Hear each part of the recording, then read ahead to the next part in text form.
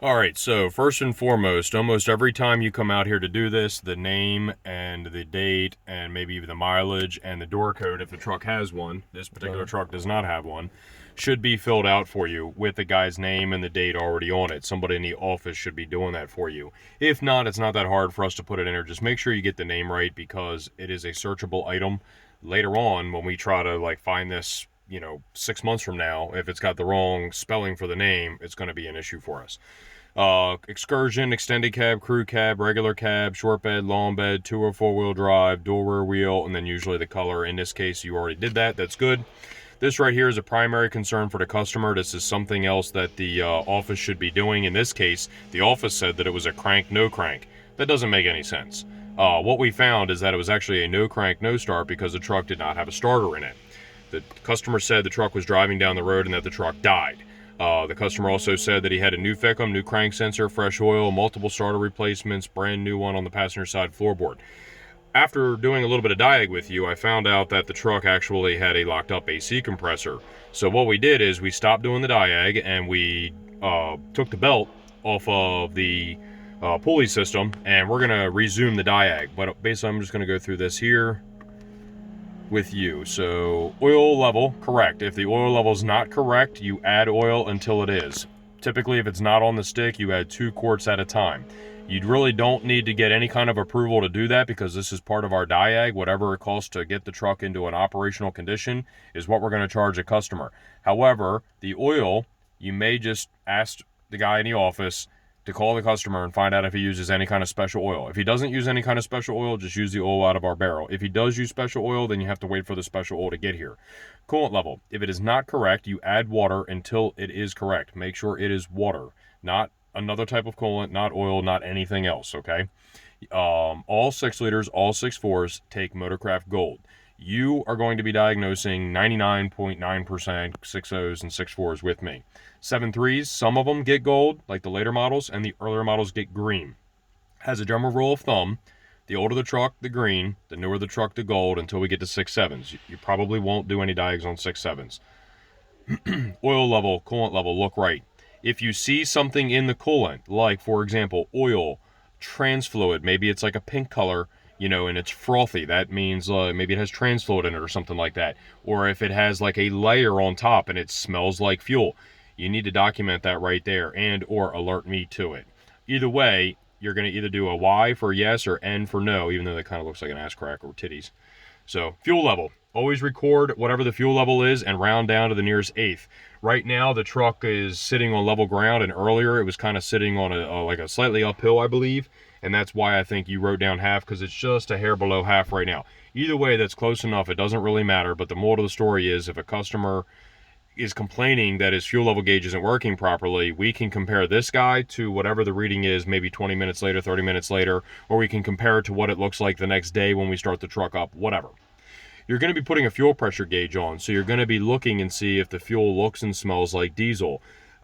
Basically, the diesel should be like a clear, like yellowy blue color, or it should be like a red color. Red simply means off-road. It's not a big deal. We just run it. We don't need to do anything about it. It's fine.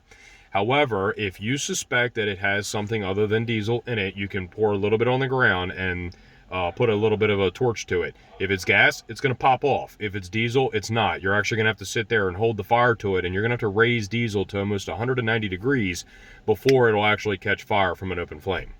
Buzz test. When you do the buzz test, on 6 liters and 7.3s, it will individually buzz each injector, 1 through 8. You just count it with your finger. And basically, if you don't hear one buzz, you just document which one that it was.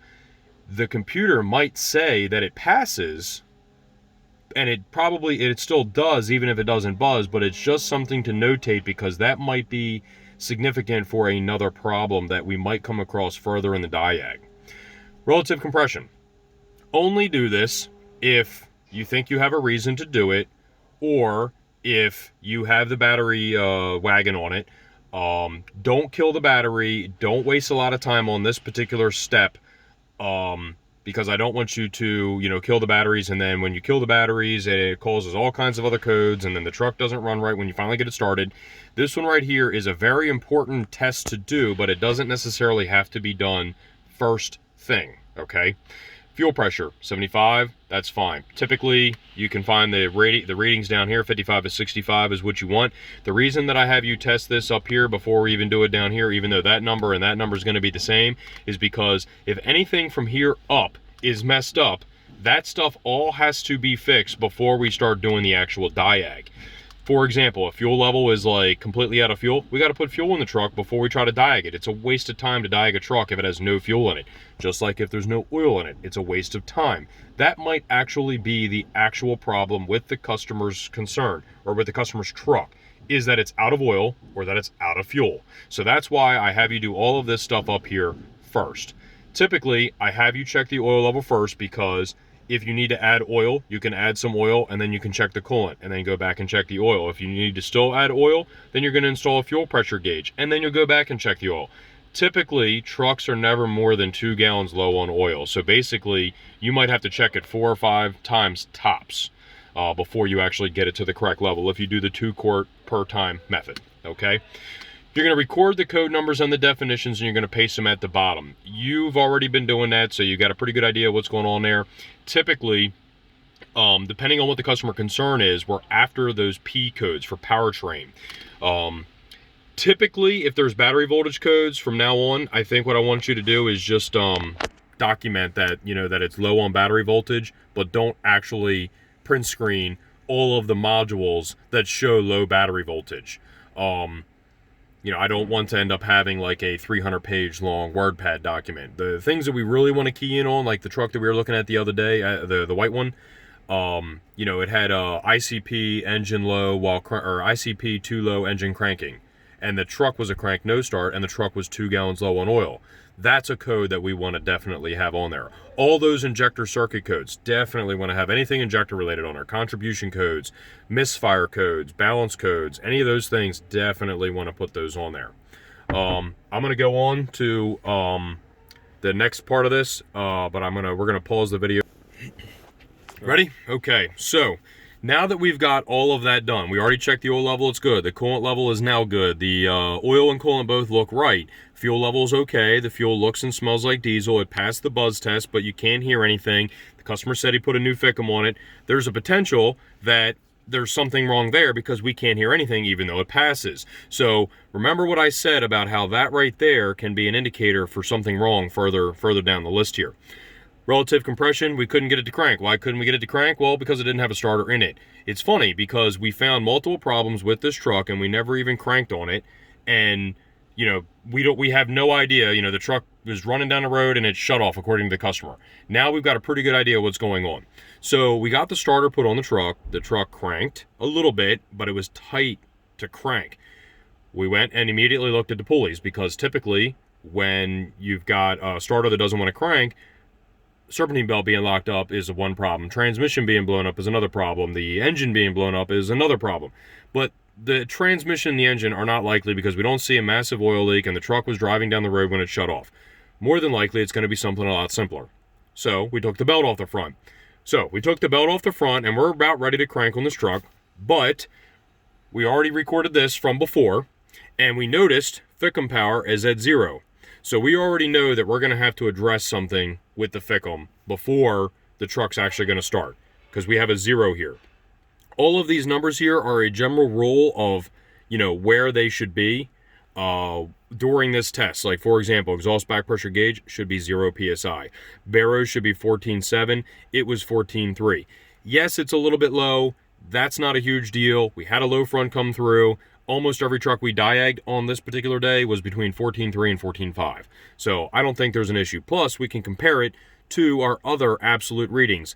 Obviously, we don't have exhaust back pressure because this truck is an 03, and then the other one's going to be MAP, and it was reading at 14.2. So this one and this one being 0.3 or less different from one another means that those sensors are probably reading fine.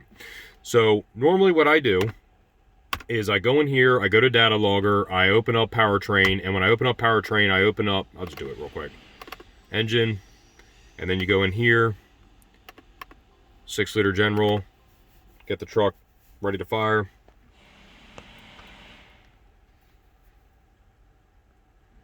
I already can anticipate that this truck's not going to start, so what I'm going to do is I'm actually going to pick up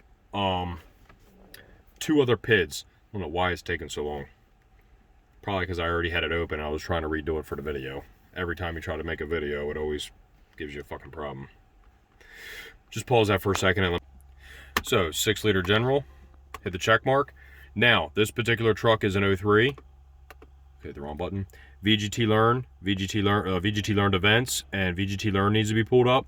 And since I know that this truck's probably not going to crank and start because of the fact that we already did a little bit of diag on this truck the other day in order to try to get it to start, I see that that's 0. I'm most likely going to need to pull this and pull this up. I already know that Fickum power is going to have to be fixed before the truck's actually going to crank, but I still want to see if I can get the truck to actually crank over freely now that the AC compressor pulley is no longer on the serpentine belt system.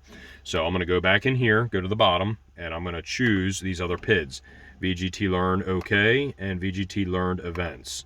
And then the other one is going to be sync. So I got to find sync, and then we've got Fickum sync. Where is it at? Right there. And I'm actually going to pull up these lower power ones because I know that there is a Fickum issue. So that's part of the diag, that a pinpoint diag that I'm going to have to do. This is, you know, beyond the general diag that we're doing. So I'll have to do that for you. So I'm going to set my timer. Always set your timer. Okay. So right now, key on, engine off. Things that I notice, VGT learned events is 2. That means it's not okay. And this right here says that it's not okay. That has to be 5 or more. I think that's the actual number, but typically we see 6 to 8. So I'm gonna hit the record button because the key's on. Then I'm gonna cycle the key off, cycle the key back on. I'm gonna wait for it to start recording again, and I'm gonna give it approximately 2.5 to 5 seconds at least before I crank on it. The colder it is, the longer you want to let it wait, because those glow plugs will run for up to 120 seconds. This is only a 15-second increment here. So here we go.